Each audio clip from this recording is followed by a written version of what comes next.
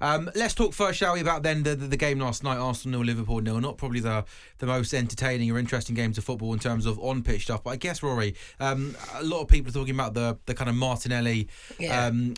Conor Bradley went down, didn't he? And for those that haven't seen it, he ended up causing himself a serious injury, getting sort of his foot caught in the turf. And Gabriel Martinelli thought he was overreacting. He kind of threw a ball on him, kind of lifts him up, throws him back onto the pitch, and it wasn't a good look, was it, at the time? Because we knew at home when we saw the replay that it was a pretty nasty tackle, or not tackle, but incident. Yeah. He has since apologised on social media, but it wasn't a good look, was it, when you got a player in distress, another player throwing him back onto the pitch? Really unedifying. The whole thing was really unedifying. I think the game, when we talk about this 0-0, I feel like we've gone a little bit. Do you know when America started playing soccer, they did their best to eradicate 0-0s. They didn't like the idea of 0-0s because, in theory, 0-0s are boring.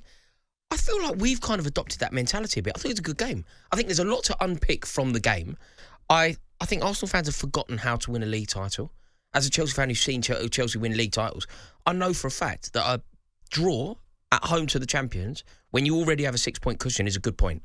And Arsenal fans, they seem a bit anxious. There's an element of anxiety amongst them. It felt that watching the game last night. The Emirates felt nervy. It felt tense, especially that second half. It's crazy. I guess that's what happens when you have won a league title in 20 years, right? Is that natural, do you think, for that to come into the stadium, for you to be overthinking things? Maybe the anxiety, but I think there was an element of anger. Like, I work in North East London. I work in Dalston. So when Arsenal play at home, I have no choice but to go via Highbury and Islington, which was a nightmare yesterday. Trains were all over the place, but it meant that I was in the. Well, it meant hood up, hoping for it. I got the tassel. I got the that fake, that fake disguise, the sunglasses and the tash and whatever else. No, of course I got the hood up. I try and keep. Hope you're being serious. I try and keep a very low profile.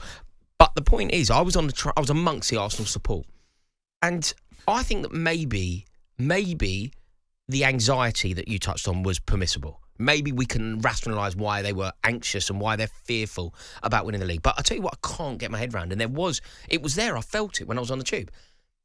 Sort of an anger at a 0-0 draw, an anger at taking a point off the champions. Arsenal are going to win the league. They're the best team in the country. They're the best squad in the country. Mikel Arteta's getting it right. And the reason that you build a cushion, the reason that you have a 6-point lead, the reason that you do everything you can to get yourself into that position is so that you don't have to win every game. I feel like maybe it's not just Arsenal fans, but do you think footballing society has forgotten about the value of a good point? Do you know what I think it is? I think it's that couple-year period that Man City had. Yeah, 97 points and didn't win the league. And didn't win it. And that, as a Liverpool fan that year, it was almost like... the world isn't like that anymore. Exactly that, mate. Yeah. You couldn't, at that point, you couldn't go anywhere and get a point, because City would always win. I agree. And I think you're right. I think we're used to that 97 not winning the league. But this season, it's not going to be that, all my life, the concept of a good point has existed, right? So if you're playing at Fratton Park, good point. If you're playing at Goodison Park, good point. Yeah. If you're playing the champions at Villa home, Park away, good that point. Sort of stuff, yeah. And Arsenal got a really good point. Now, the talking point of the day has become Martinelli. Sure. And it was horrible. Like, he just got it wrong. But he made a mistake, right? He made a mistake. We don't need to drag him over the coals. He got it wrong. He's apologised since. He's been in text conversation with everyone that he needs to be in. Like, he's been in touch with not only... the man that we're discussing, but I think he's been in touch with other Liverpool players, Arne Slot. He has done everything that he can to show contrition. I don't really see it beyond that. It's a mistake. When did we stop? When did we stop accepting that people can make the odd mistake and then be forgiven? They got it wrong in the heat of the moment. He was desperate for Arsenal to win a game. 92nd minute. And in that exact moment, there is no way in a million years he would have known what Conor Bradley had done to himself. And I'm sure he got back in that dressing room, saw the replay of what happened, and thought, "Oh my God, twisted, what have I done?" Exactly that. Let's see, shall we, from the Liverpool manager, Arne Slot.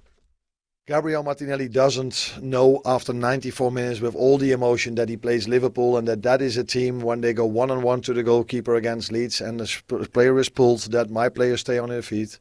He doesn't know that if Paqueta is trying to pick up a second yellow card, that my players then try to keep him away from the referee. So you cannot expect from Gabriel Martinelli in that moment, where probably they have experienced also so many times that players trying to pretend they are injured. So if Conor would have pretended that injury, I could completely understand Gabriel Martinelli, but I'm 100% sure if Conor has the injury we fear he has, Gabriel Martinelli would have never done that. Arne Slot, pretty measured. Jason Cundy, not so much. The boy's career could be in the balance, Absolutely disgusting. Disgusting from Martin. Classless, right? Absolutely classless. And the Liverpool players, I saw Kanate get involved. Honestly, if I was a Liverpool fan there, I would be absolutely raging. I was amazed that Liverpool players didn't get more involved. But I hope and pray that Bradley's it's not as serious as it might be. But for Martinelli there, mate, utterly classless. Again, Cundy there mentioned, and Gary Neville said in comms as well, that one Liverpool player should have nailed one of the Arsenal players and taken a red card. But again, I reckon the Liverpool players in that moment, Rory, themselves might not have known the damage that Conor Bradley had done to himself. So maybe, I think if they knew what had happened and what Martinelli had done, then it would be a different situation. But they also might have been a little bit oblivious to just how bad Conor Bradley was actually hurt in that moment. I kind of agree with Jason and Gary Neville. I kind of agree that once somebody is dragging your teammate, once anybody is doing that to any of your team, it's your responsibility then to completely back them up. Yeah, and I think that Liverpool are a team that when they've been most successful have had that edge, that dog, that aggression. So I think you need that. I agree with most of the points raised there. What Jason Cundy said there is accurate, right? It was classless. It was unacceptable. I just think that we have to have an element of forgiveness. That's my only thing. Was it unedifying? Yes. Was it disgraceful? Yes. Should someone have probably got hold of him and had him around the throat? Probably. But I've seen people saying, "Oh, he should be out now for as long as silly, isn't it? I don't. It was just football by its very nature is a game of passion. It's a game of emotion. So when people display a passionate or emotional response, I don't think we should penalise them massively because emotion is by its very essence illogical. Sure. So he's behaved in a bad way, but he's behaved in a passionate way. He's behaved in an emotional way. Football is that. Football is going to lead to moments where people behave in an unedifying way. So I don't want to penalise him massively. What he did was disgusting, but it doesn't define him as a man. I think we're going a little bit too far. Yeah. I think you summed that up really, really well there, Rory. Just going back to Arsenal, you can't see a way in which Arsenal don't win the Premier League in 6 months' time. Do you agree with me? People, Arsenal fans, maybe some of them, particularly online fans, they've forgotten how to win a league, haven't they? They've forgotten what happens. I'll give you a great example that I can remember vividly. When Chelsea were winning titles on a fairly regular basis, right? When I knew I'd seen it happen. The glory days. Yeah, it happened fairly recently in my life, and then it happened again in 2015. I can remember the day really well because it was the day that I ran the London Marathon. So in the morning, I ran the London Marathon, guide dogs, right? Finished that marathon at, 12. Good for you, mate. About 4 o'clock, I went over to the Emirates, ironically. Went to the Emirates, and Chelsea drew 0-0. Uninspiring game. Nothing really happened. They were probably the better team. We got the point. I remember being in the away end, celebrating it because we knew we were going to win the league. Yeah. It was the kind of point that when you know what it's like to win a league, you know that a point away at the Emirates is a great point. Yeah. And I remember I couldn't walk. My legs were all over the place, but I remember celebrating like mad on a seat because we got a point at the end of the day. It was a great point. The concept of a great point. I think some Arsenal fans have just totally forgotten that. They played the champions. Liverpool are a good team. You've got a point. Arsenal do not play Aston Villa again this season. Arsenal do not play Liverpool again this season. They got it out of the way.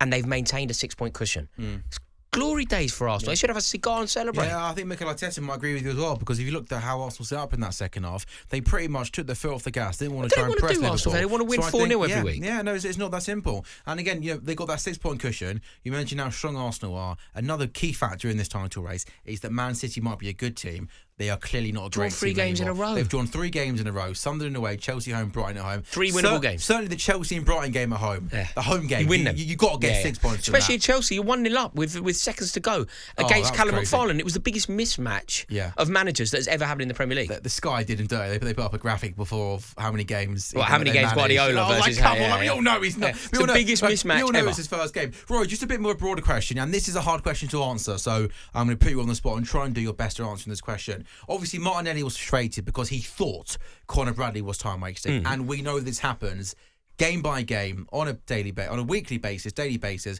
Players go down, time waste, blah blah blah. Can you police that? Can you stop that? Or is it just too hard to stop that? Because it's hard to know, isn't it? When a player might be faking it or when a player is genuinely, legitimately hurt. I think diving is a problem in the game. I think you can police diving because you can go back and retrospectively look at diving, but you can't feigning potential. But if the player injury. goes down saying he's hurt his leg, I think it's hard to retrospectively go back and know if he's faked that or not. This may surprise you. I find it quite difficult to get animated about anything like this. Like, diving. If I'm completely honest, I don't mind diving. If I'm completely honest, and I imagine if you're completely honest, not people don't like to admit this, but we all want our team to dive.